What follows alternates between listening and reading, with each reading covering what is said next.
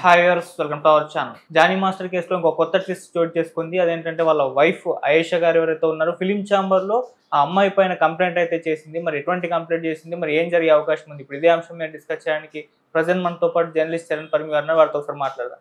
Hi అన్న. Hi. So ఇప్పుడైతే Johnny master గారు వైఫ్ రంగంలోకి దిగి ఫిలిం ఛాంబర్లో అమ్మాయికి గురించి కంప్లైంట్ చేసింది. అంటే గతంలో అన్నయ్య అన్నయ్యని పిలుస్తుండే అని ఆమె చెప్పేది. ఇప్పుడు ఆమె ఇటువంటి ఆరోపణలు చేసింది అని చెప్పేసి చెప్తుంది. మరి ఇంకేంటి ఈ కంప్లైంట్ చేసింది కదా, దీని వల్ల ఎటువంటి పరిణామాలు చోటు చేసుకునే ఛాన్స్ ఉంది? ఫిలిం ఛాంబర్ వాళ్ళు రంగంలోకి దిగితే వాళ్ళు ఎటువంటి యాక్షన్ ఏమైనా తీసుకునే అవకాశం ఉందా? ఏం జరిగే అవకాశం ఉంది? నిజానికి ఆవిడ కంప్లైంట్ అనేది ఫిలిం ఛాంబర్కి ఇంత లేట్గా ఇవ్వడం ఇప్పుడు కొద్దిగా ఆశ్చర్యకరం. ఎందుకంటే జానీ మాస్టర్ రిమాండ్ కూడా నిన్నటితో పూర్తవుతూ ఉంటే మళ్ళీ పొడిగించారు కూడా. రిమాండ్ పొడిగించడం జరిగింది. సో ఆయన మళ్ళీ కస్టడీలోకి తీసుకున్నారు. సరే, మళ్ళీ జైలుకి తరలించడం జరిగింది. సో ఇన్ని జరుగుతూ ఉంటే ఇప్పుడు ఆవిడ ఎందుకు నిన్న కంప్లైంట్ ఇవ్వాల్సి వచ్చింది అనేది ఆశ్చర్యకరంగా ఉంది. ఓకే, బహుశా ఇది ఒక స్ట్రాటజీ అనుకోవచ్చు. ఎందుకంటే ఇంత లేట్గా ఇవ్వడం అనేది స్ట్రాటజీ లాగానే ఫీల్ అవ్వాలి. ఎందుకంటే ఆవిడ మీద నిజంగానే అంత ఇదిగా ఫోర్స్ఫుల్గా ఆవిడ చేసి ఉంటే మరి ముందే ఎందుకు కంప్లైంట్ ఇవ్వలేదు, లేకపోతే ఆమె కంప్లైంట్ ఇచ్చినప్పుడే ఎందుకు ఈ వాదనలన్నీ వినిపించలేదు? నిజానికి కొన్ని వినిపించింది. అంటే ఆమె నన్ను ఇబ్బంది పెట్టింది, జానీ మాస్టర్ని పెళ్లి చేసుకుంటానని చెప్పేసి ఆవిడే ఒత్తిడి చేసింది అనేది వినిపించింది. కాకపోతే తాను డిప్రెషన్కి గురయ్యి సూసైడ్ అటెంప్ట్ దాకా వెళ్ళాను, అక్కడ నుంచి బయటకు వచ్చాను నేను అని చెప్పేసి ఆవిడ చెప్తున్నారు. దాంతోపాటు గతంలో జానీ మాస్టర్ని ఆవిడ అన్నయ్య అని పిలిచేది, నన్ను వదిన అని పిలిచేది. సో ఇలా పిలుస్తూ నాకే ఆవిడ మోసం చేయడానికి ప్రయత్నించింది అని చెబుతూనే కనీసం జానీ మాస్టర్ని ఇంటికి కూడా రానివ్వలేదు, కేవలం ఇంటికి 3 గంటలు వచ్చి వెళ్ళిపోయేవాడు. అట్లా తన దగ్గర పెట్టుకోవడానికి ఆవిడ ఎక్కువ ప్రయారిటీ ఇచ్చింది.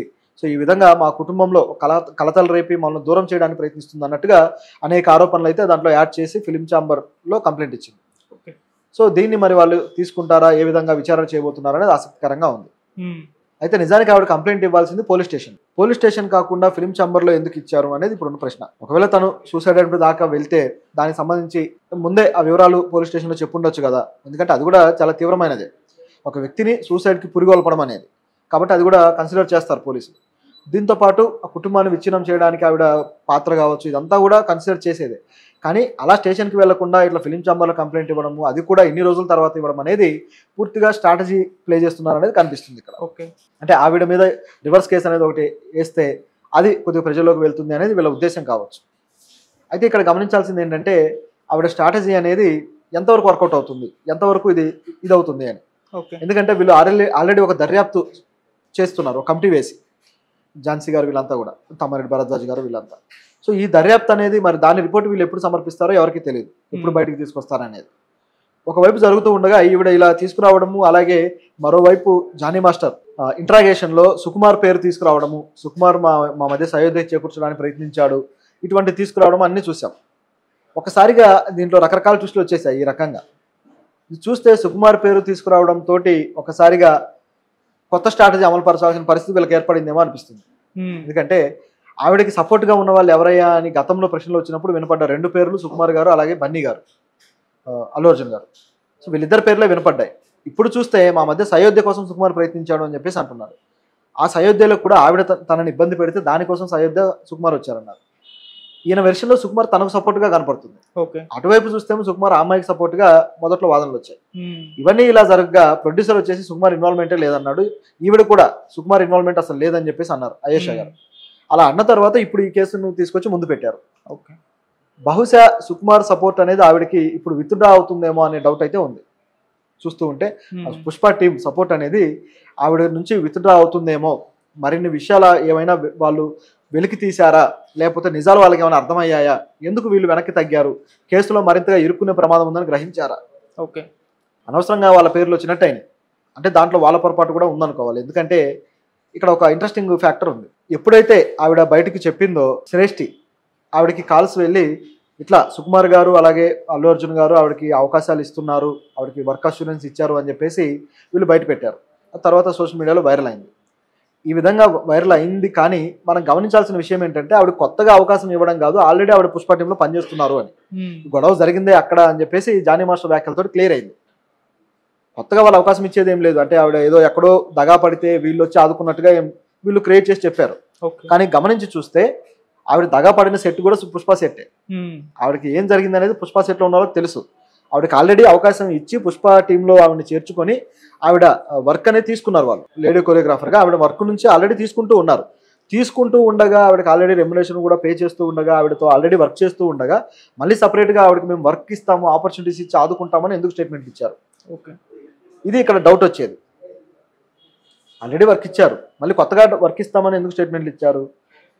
సో ఆవిడ వెనకాల మేము ఉన్నాము అని చెప్పడం కోసం ఏమైనా సిగ్నలా? ఆవిడ విషయంలో మనెవరికి తెలియని నిజం మరొకటి ఏమన్నా ఉందా? దాన్ని కప్పిపుచ్చడానికే వీళ్ళు దీన్ని ముందుకు తీసుకొచ్చారా అనే ప్రశ్నలు అయితే వస్తాయి. ఎందుకంటే అలా ఒక్కసారిగా ట్విస్ట్ చేసి చెప్పాల్సిన పని లేదు. ఆల్రెడీ వర్క్ ఇచ్చారు, మేము ఆల్రెడీ ఆవిడకి వర్క్ ఇచ్చాము అని చెప్పొచ్చు ధైర్యంగా. అలా కాకుండా వర్క్ ఇవ్వబోతున్నాము అని చెప్పారు. సో ఇక్కడ డౌట్ వస్తుంది. సో వాళ్ళ స్టాండ్ అనేది ఇప్పుడు మారింది అనేది క్లియర్గా కనిపిస్తుంది. మొదట్లో ఆవిడ వైపు ఉన్నారు, ఇప్పుడు కొద్దిగా స్టాండ్ చేంజ్ అయింది అనేది డౌట్ వస్తుంది. సో దీంట్లో భాగంగా వాళ్ళని కేసు నుంచి పూర్తి స్థాయిలో ఇన్వాల్వ్ కాకుండా పక్కన పెట్టడం కోసం చర్యల్లో భాగంగా ఆవిడ మీద ఈ విధమైన కేసు ఏమైనా ముందుకు తెచ్చారేమో అనిపిస్తుంది. సో మరి ఇప్పుడు అమ్మాయి ఇప్పటివరకు మీడియా ముందుకు వచ్చి మాట్లాడైతే లేదు. సో సినిమా ఇండస్ట్రీ నుంచి ఆమె ఒక సపోర్ట్ ఉంది, ఇటు వీళ్ళకు కూడా సపోర్ట్ చేస్తూ వస్తున్నారు, ఒక ఈక్వల్ గానే కనిపిస్తుంది.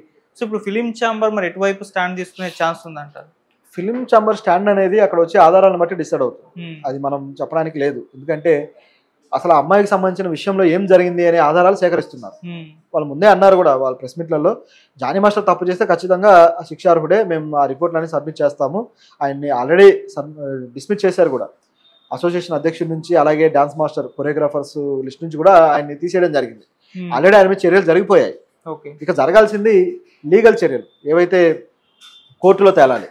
సో కోర్టులో తేలాల్సిన విషయాల్లో ఫిలిం ఛాంబర్ తీసుకున్న నిర్ణయాలు ఏమీ లేవు. వాళ్ళు ఆల్రెడీ వాళ్ళ నిర్ణయాలు తీసేసుకున్నారు. ఆ రిపోర్ట్ అనేది ముందు పెడితే ఎవరు తప్పు ఎవరి ఒప్పు అనేది కొంతవరకు క్లారిటీ వస్తుంది, అంతే. ఇది పరిస్థితి. అయితే ఇక్కడ శిక్షలు పడతాయా లేదనే దాన్ని బట్టి ఫిలిం ఛాంబర్ నిర్ణయాలు కూడా మారతాయి. ఒకవేళ కోర్టులో అది సరిగా నిరూపణ అవ్వక శిక్షలు పడకపోతే ఫిలిం ఛాంబర్ నిర్ణయాలు ఇక్కడ మారిపోయి మళ్ళీ ఆయన తీసుకునే అవకాశాలు అయితే ఉంటాయి. ఇది ఇక్కడ కనిపిస్తూ ఉన్నది. ఇక సపోర్ట్ విషయంలో చూసుకుంటే రెండు వైపులా కూడా వాదనలు బలంగానే ఉన్నాయి. రెండు వైపులో కూడా తప్పులు కనిపిస్తున్నాయి. కేవలం ఒకటి తప్పని చెప్పడానికి లేదు, రెండు వైపులో పొరపాట్లు కనిపిస్తున్నాయి. కాబట్టి ఇది ఎటువైపు దారి తీస్తుంది అనేది ఇక కోర్టులో తేల్చాలి తప్పితే మనం ఇక్కడ కూర్చొని తేల్చేది అయితే కాదు. అని ఇప్పుడు చాలా మంది కూడా అమ్మాయి కంప్లైంట్ చేసింది కదా, మీడియా ముందుకు రావట్లేదు అని చెప్పేసి కూడా ఒక చర్చ అయితే జరుగుతుంది. అంటే మీడియాని తను ఫేస్ చేయలేక ఇష్టం లేదో మరి ఏంటో రీజన్స్, మరి దీనిపైన మీ ఒపీనియన్ ఏంటి? ఆవిడ కేసు పెట్టిన తర్వాత ఇంతవరకు కూడా బయటికి రాలేదు. ఆవిడ సంబంధించిన పాత వీడియోలు ఆవిడ ఆల్రెడీ జానీ మాస్టర్తో సినిమా చేసింది కాబట్టి ఆ వీడియోలు, ఆవిడ డాన్స్ ప్రాక్టీస్ చేసిన వీడియోలు మాత్రమే వైరల్ అవుతూ ఉన్నాయి. ఆమె ఫేస్ జనాలకు తెలియాలి కాబట్టి దాన్ని వైరల్ చేశారు. కానీ ఆవిడ బయటికి రావడానికి సిద్ధంగా లేదు. నేనైతే బయటికి రాలేను అని చెప్పేసి కరాఖండిగా చెప్పేస్తున్నారు. ఎందుకంటే ఆవిడ బయటికి వస్తే మీడియా ఛానల్స్ లో కూర్చొని మాట్లాడాల్సి వస్తుంది, ఆవిడ వెర్షన్ వినిపించాల్సి వస్తుంది. మరి ఆ వెర్షన్ వినిపించకుండా తనకు న్యాయం చేయమని అడగకుండా ఎందుకు ఈ విధంగా సైలెంట్ గా ఉన్నారనేది ఎవరికి అర్థం కావట్లేదు. ఎందుకంటే తన వాదన వినిపిస్తేనే ఎవరికైనా తెలుస్తుంది క్లియర్ గా.